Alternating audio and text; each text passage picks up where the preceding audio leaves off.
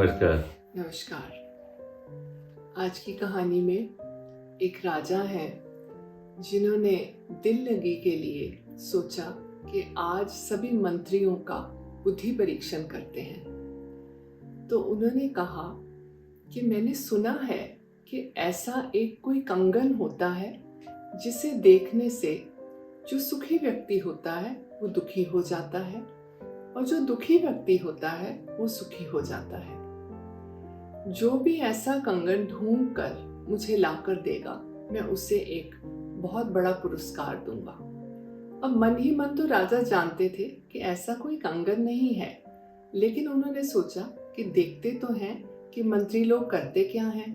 सब मंत्री, कोई साथ वाले किसी राज में चला गया, कोई मंत्री पुरानी चीजें संभालने वाले म्यूजियम में चला गया, कोई व्यक्ति कोई आभूषण पुराने बेचने वाले के पास चला गया।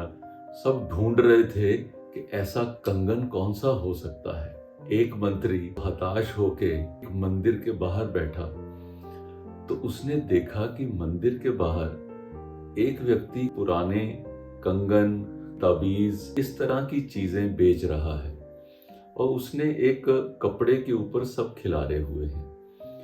तो वो व्यक्ति को लगा कि शायद ये व्यक्ति मेरी समस्या का हल कर पाए।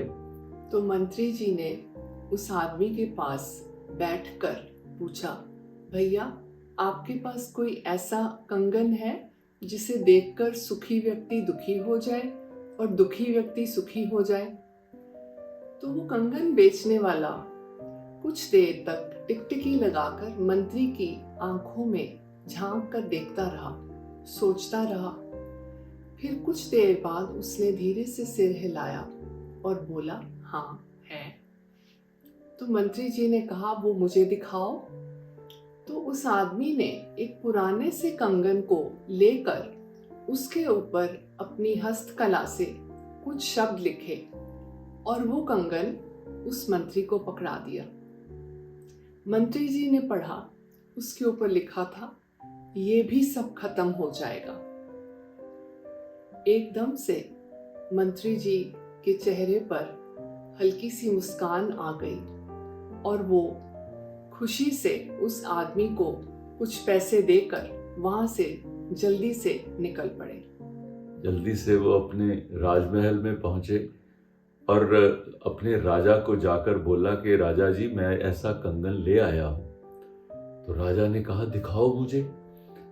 उन्होंने राजा के हाथ में जैसे ही कंगन रखा तो राजा ने जब ये पढ़ा कि ये सब खत्म हो जाएगा, राजा का एकदम से रंग ही उड़ गया और जो उसकी खुशी थी वो समाप्त हो गई। इतनी देर में उसी राजमहल में कोई भिखारी भीख मांगता हुआ आ गया।